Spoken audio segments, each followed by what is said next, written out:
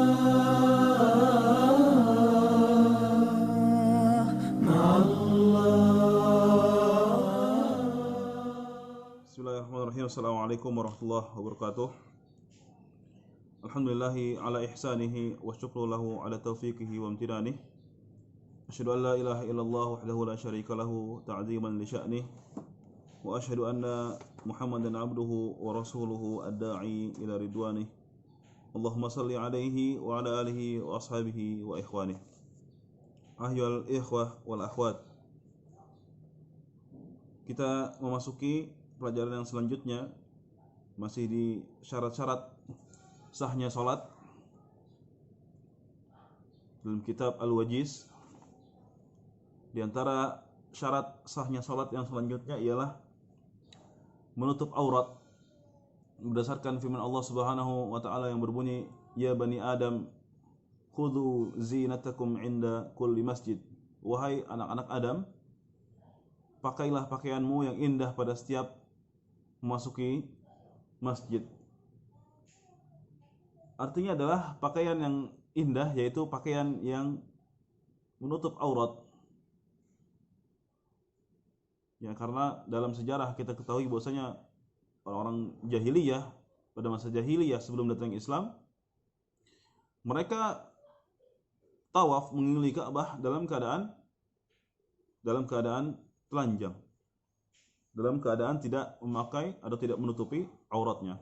Maka Islam datang memberikan solusi yang terbaik, yaitu Allah Subhanahu wa taala firmankan, khudzu zinatakum inda kulli masjid. Pakailah pakaian yang terbaik ya bagi kalian ketika mendatangi masjid, ketika hendak salat. Tutuplah aurat kalian. Dan juga sabda Nabi sallallahu alaihi wasallam, la yaqbalullahu salata haidin illa bi khimarin. Allah tidak akan menerima salat perempuan yang sudah pernah haid kecuali menggunakan kerudung, kecuali memanjangkan kerudungnya, menutupi seluruh tubuhnya, menutupi auratnya. Ya. Seorang wanita yang sudah pernah haid, artinya sudah dewasa, sudah baligh, maka salatnya tidak akan diterima kecuali ia menutupi auratnya. Ini merupakan syarat di antara syarat-syarat diterimanya salat seorang hamba. Lalu pertanyaannya, aurat laki-laki sampai mana? Aurat perempuan sampai mana? Apa saja yang termasuk bagian dari aurat laki-laki dan apa saja yang termasuk bagian dari aurat perempuan? Dalam sebuah hadis dari Amr bin Shu'aib an abihi an jaddihi marfu'an an ma baina surrati war rukbati aurah. Hadis dari Amr bin Shu'aib dari bapaknya, dari kakeknya secara marfu', artinya langsung kepada Nabi sallallahu alaihi wasallam. Beliau bersabda, antara pusar dan lutut adalah aurat bagi laki-laki. Antara pusar dengan lutut. Jadi di antara pusar dan lutut ya, ada kemaluan, ada seterusnya paha bagian dalam dan seterusnya, itu merupakan aurat. Wa an Jarhadi al-Aslami qala mara Rasulullah sallallahu alaihi wasallam wa alayya burdatun wa qad inkashafat fakhidai faqala ghutta fakhadaka wa innal fakhidha aurah. Begitupun sabda Nabi sallallahu alaihi wasallam yang lainnya, bahwasanya Rasulullah sallallahu alaihi wasallam pernah melewati seorang sahabat yang menggunakan kain burdah. Kain burdah itu kain yang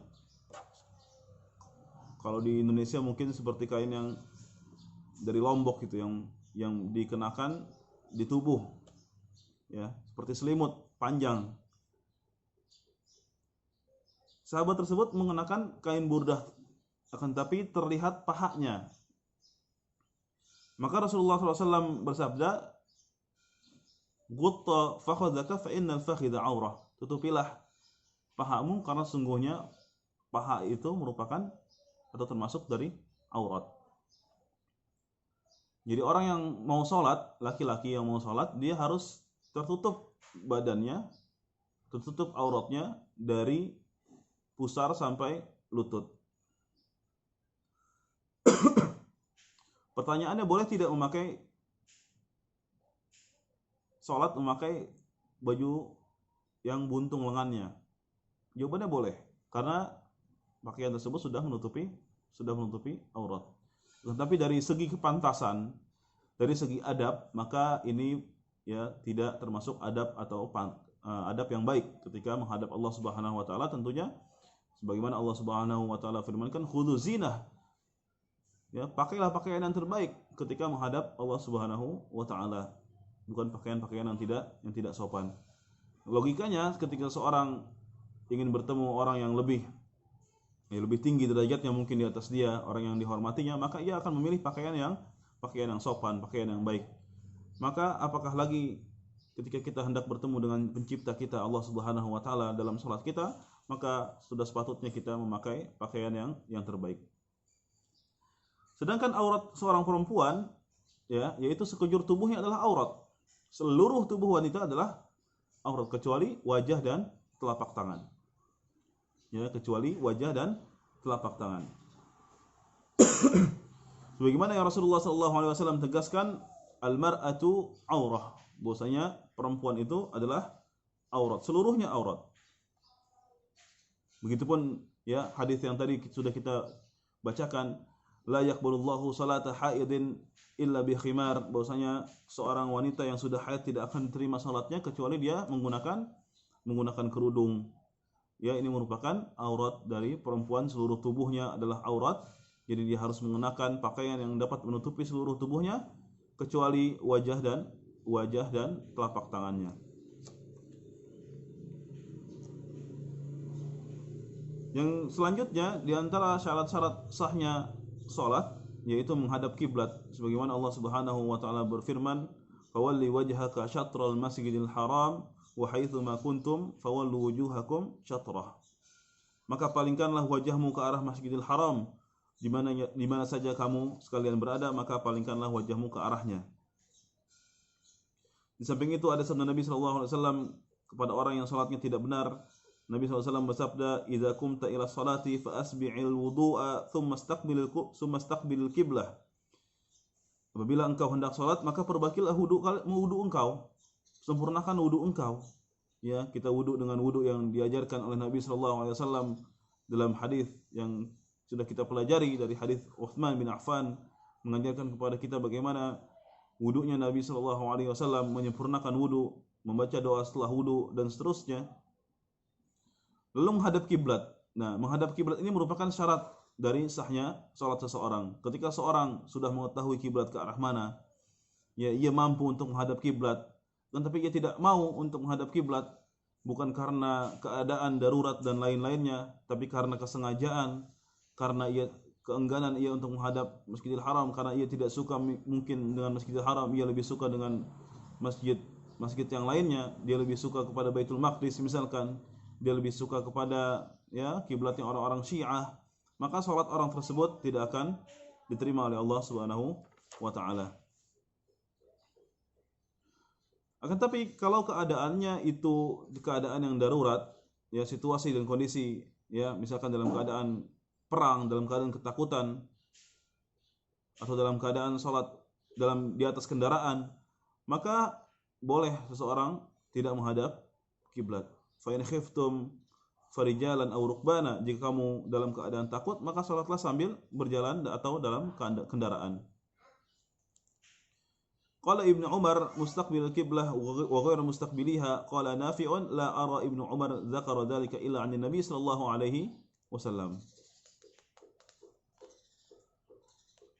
Ya, Ibnu Umar menceritakan bahwasanya terkadang orang yang sholat di zaman Nabi SAW mereka menghadap ke arah kiblat dan kadang-kadang ia tidak menghadap ke sana. Ini dalam keadaan ketika perang maupun dalam keadaan safar atau dalam kendaraan.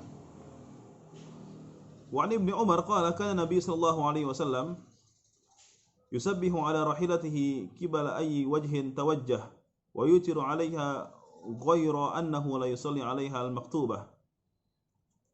Ibnu Umar mengatakan bahwasanya Nabi SAW mengerjakan salat sunnah di atas untanya sesuai dengan arah kendaraannya dan mengerjakan ya salat witir di atasnya juga, namun beliau tidak pernah salat wajib di atas kendaraan.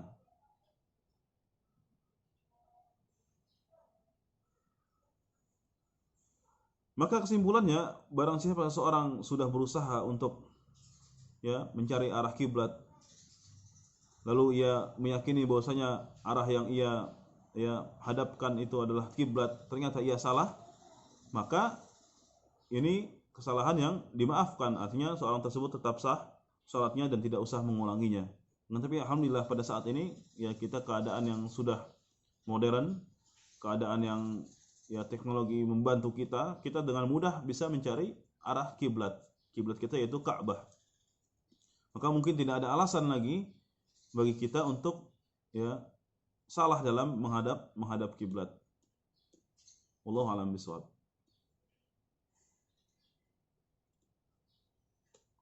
Yang selanjutnya di antara syarat sahnya salat adalah niat.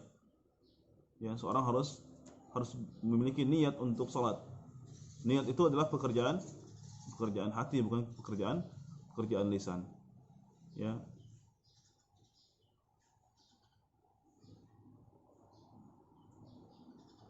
Karena tidak disyariatkan bagi setiap muslim untuk melafadzkan niat. Karena Nabi SAW dan para sahabatnya tidak pernah melafadzkan niat salat. Beliau hanya mengucapkan ya Allahu Akbar, mengucapkan takbiratul ihram ketika memulai salat. Tidak pula mengatakan usolli fardu hada dan seterusnya. Saya niat salat ini diucapkan dengan cara yang keras karena tidak ada niat dalam salat. Begitupun niat-niat yang lainnya. Karena niat pekerjaan hati bukan pekerjaan lisan.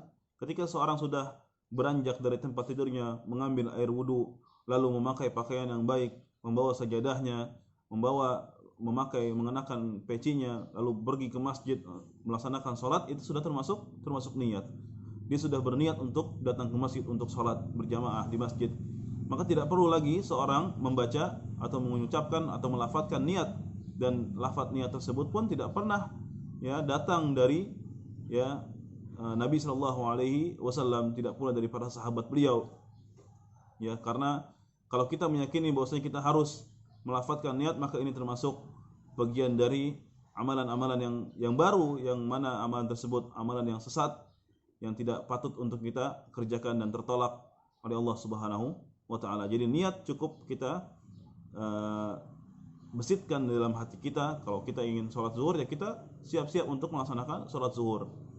Sholat asar begitu, sholat asar begitu, sholat yang lainnya. Jadi cukuplah niat kita saja yang mengetahui, kita saja yang lafadzkan, atau tidak perlu dilafadzkan, tidak perlu diucapkan, cukup di dalam hati. Wallahu a'lam bishawab. Kiranya ini yang dapat saya sampaikan. Billahi taufik. Assalamualaikum warahmatullahi wabarakatuh.